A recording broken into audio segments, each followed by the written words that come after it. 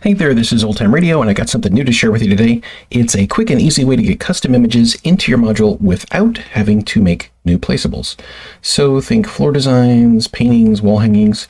While anyone can use this, the people who are going to get the biggest benefit are custom content beginners who simply never had the time to learn how to make custom placeables or edit 2DA files or any of that other stuff. So I'm going to show it in action, and then we'll talk a little bit about how it works. There's only two components to this project: an earth, which we import into a module to install the project, and then a guide image, which we put in our override, and that helps placing our custom images to be a little easier. We'll get into that more later. Let me go ahead and actually show it to you working. We're going to go ahead and import that earth file I mentioned, OTR swapx v2. Okay. And it's going to add a script, which we'll talk about more later. And it's also going to give us a custom palette entry for placeable, the X placeable. So I'm going to go ahead and modify the placeable to add our first texture. These are 3 textures which I have in my override directory. They're not attached to a hack file or anything like that. They're just loose images in my override directory. So we're going to get variables on this placeable, and we are going to type in the name of the texture we want in the new text field. So we're going to select it.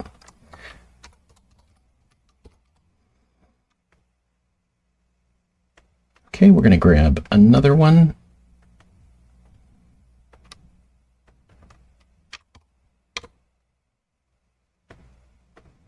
And the little orange arrow here, by the way, denotes the top of the image, so that's why I'm rotating them. We're going to type in our second texture.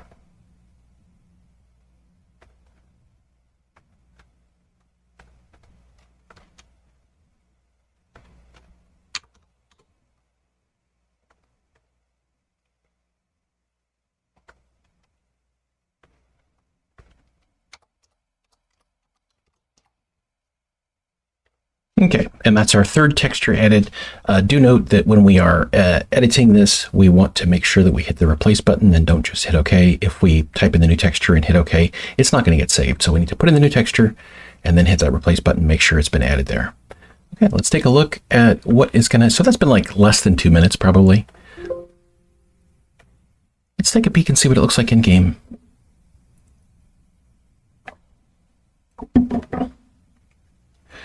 Okay, we see our textures here. Whoa, and they've popped into something else. They've popped into the images that I have in my override directory. So how does that work? Let's back out of this and we will talk a little more about that. The project is called swapx, and here's how it works. We take a specific placeable, which in this case is the red X placeable from the bottom of the Penance and Signs placeable category, and use an enhanced edition scripting command to swap out the X's default texture so we can put our texture in its place. It's why the project is called swapx. This gives us the ability to use the same placeable with an endless number of custom textures. Now, this doesn't replace traditional placeables or custom content packs like CEP or D20. It allows you to bridge the gap between what's in those custom content packs and your unique vision. To install it, as you saw, we just need to import the swapx earth into our module and copy the guide texture into our override directory. Now, let's quickly take a look at what that earth does and how the system works under the hood. Okay, so as you can see here, our earth did a couple of things to this placeable. It added 2 variables, one for the default texture name and one for the new texture name. So those are the things you saw me working with. And this never changes. The default texture never changes for this, but the new text is our new texture. Okay.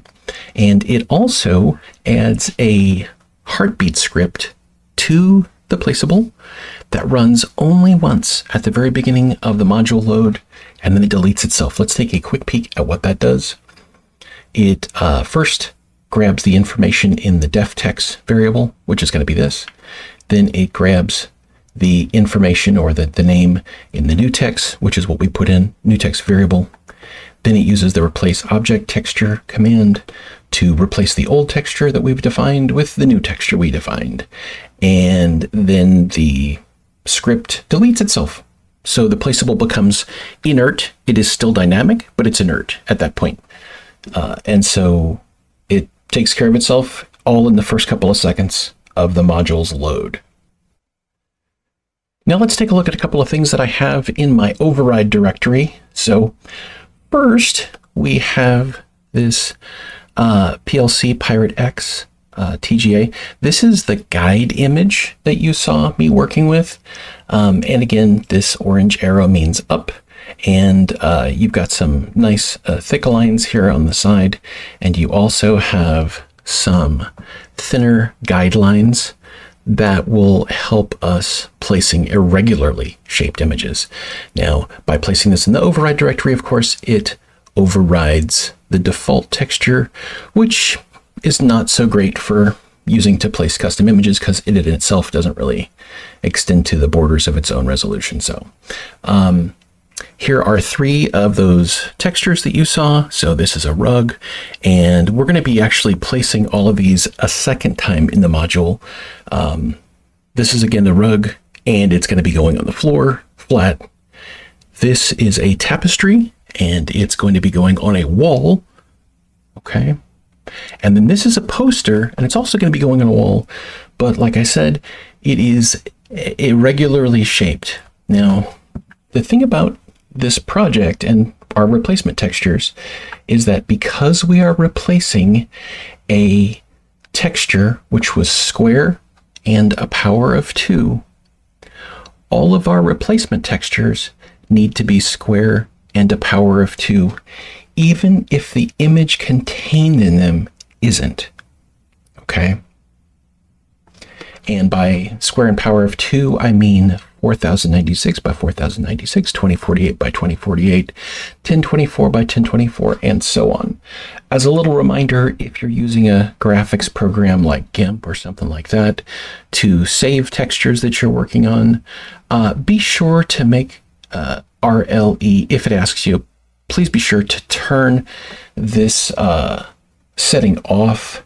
RLE stands for run length encoding. It's a compression. The TGA format was created 42 years ago, and on the day it was released, they had included this very simple form of file compression, which we don't need. If we choose to turn it on, it may cause problems, so it's best to just leave it off. It's just not necessary. Let's also talk a little bit about how this image was made. So what I did was I generated this image, and then I loaded up the guide image, and this is a 1024 by 1024 image into GIMP, and then I shrunk this image down to fit between these 2 lines. Okay, and it didn't matter what the length is, just that I could fit it between these 2 lines. And then when we go to place this, you'll see we'll use these bars to place it on a wall. And the reason why I include this is that sometimes we don't want to add just square images like this. We want to get some irregular stuff, so stuff that's either longer or taller than it is wide, or wider than it is tall, or whatever. It could be anything, but really the main ones are going to be width and length. Okay, so here we are back at the module. Let's go ahead and do a better job of placing these guys. So this is the rug, this is the tapestry, and this is that irregularly shaped poster. We're going to start by right-clicking on the rug, and we're going to head back to that adjust location.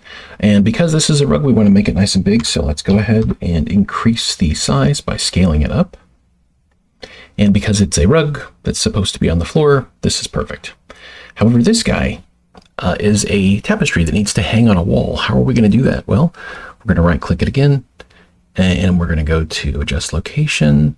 Then we're going to give it a rotation of 90 degrees on the y-axis.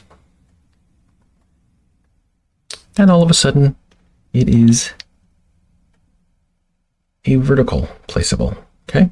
Now just dragging and dropping it, we can only get dragging it, we can only get it kind of so close to this pillar. And so what we're going to do is we are going to modify the rest from there. So we're going to adjust location. And let's square things up and see where we land. So 8. Let's just see what that does. Okay, so we got to figure out exactly where this goes. So let's get a bit of an angle. And then figure out what we want to do with that. Is this closer? Nope, that's going to be different. That's going to be lateral. So let's get, oh, there we go. Okay. Let's go down to 6. Oh, that's too much. So let's say 6.5. Okay, that's pretty decent. Let's get some Z on there. That's looking pretty good. Now let's really make sure that that's flush with the surface, and it's not quite. Okay, otherwise it's done pretty good, but it's not quite. So let's just see if we can't get it a little closer. Where was that? Was that here? Yeah, let's bring it down to 45, let's say. And so part of this is going to be just noodling around with it. This is not particularly new for messing around in the tool set. 35, maybe? There we go. So let's call it 40. Let's just call it 40. And that's pretty darn good. However, as you can see, this still is a little wider than the pillar we want to put it on. So we're going to right click again, go to adjust location, and we're going to scale it down. Let's say 0.85. Okay, it's a little bit too much. Let's go to, whoops. Let's go to 90%. Hey, okay, now look at this. So right here, these lines just perfectly end right at the edge. So we're done for this guy. Okay, so this guy's been placed. Now let's take the irregular one. We're gonna basically do the same thing, but we're gonna use the interior or the inner guides. Okay, so we're gonna bring it over here. Like before, we are gonna get that 90-degree Y rotation. We're gonna drag it a little closer. Whoops. Drag it a little closer. See how close that gets us, which is unfortunately not too close. And now we're gonna go ahead and do the same sort of noodling around that we did before. But once you're done with this, ooh, that's looking pretty good. That's looking great. Okay. Once you're done with it, you're done with it. Pardon. And now we're going to get the height about there. But as you can see, the width of this is it's not wide enough to cover the pillar. And we want it to look really nice. We want it to look like it was just covering up exactly all of this space. So what we're going to do is we're going to, whereas we scaled the other one down, we're going to scale this one up. So we're going to go 1.25. Let's see what that does. Okay, makes it a little bigger. 3. Okay, 5 maybe. Let's see. I feel like that's a little too, it's a little too big. And as you can see, one of the nice things about this guide image is that it's transparent, so you can always get a good look at what's underneath it. So let's go ahead and adjust that location one more time. And instead of 1.5, let's do 1.4. Geez, yeah, I think that might actually be it. That's looking pretty good. I'm not seeing any problems with that. Okay, so now we have placed all of our 3 images in ways now that make sense for each of them. Let's go ahead and take a look at them in the module. And again, the script that runs here only runs for the first 6 seconds as a single heartbeat. and then it deletes itself. Look at that. So we have the enlarged rug here, and we have our tapestry hanging, right? And look how nice that is. That's just perfectly flush. It only took us about a minute and a half to get this perfectly set, just like it would really take for, positioning any placeable. And then we got our D20 poster. And as you can see, that's pretty darn good, like maybe a centimeter or something away, but it's certainly good enough to use in game. And it looks beautiful. All of these things look beautiful. And the best thing is, or the most important thing to remember is, let's say we needed these things, these images, to personalize our module, right? We had SEP, we had D20, we had Project Q or whatever installed, but we needed to personalize it. We needed things which move the story forward, images, and we didn't have that. Now we have a really easy way to do that.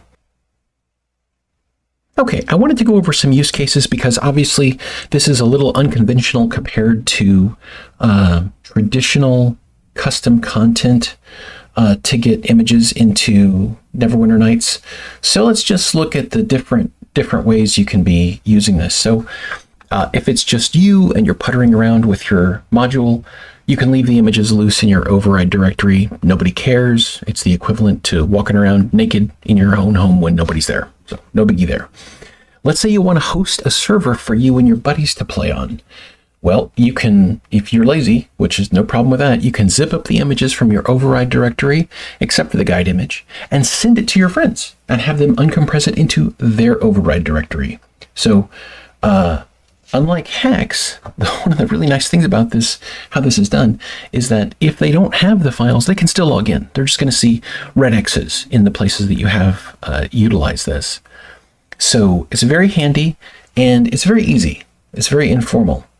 Let's say also you're running a niche server, and we're gonna use the same possibility as with your buddies. You can just have a message on a placeable saying, hey, all the red X's you're seeing are for custom content, and then point the people to where to download the zip that has the textures. Now, this may seem like a corner case, but some of the coolest servers I've ever logged into in Neverwinter Nights were niche servers, whether they were based on some anime or some other weird theme. And if you are interested in determining how much interest there is in a certain theme, you can quickly throw together a server with content which personalizes it using this method and see if there's anybody interested in playing on it. I mean, who knows? And also, if you want to formalize your content, let's say you're done making your module, you're done making your server, you don't need to utilize this method anymore, then what you can do is just take the images in your override directory and add them to a hack, and then add the hack to your module, and that's it.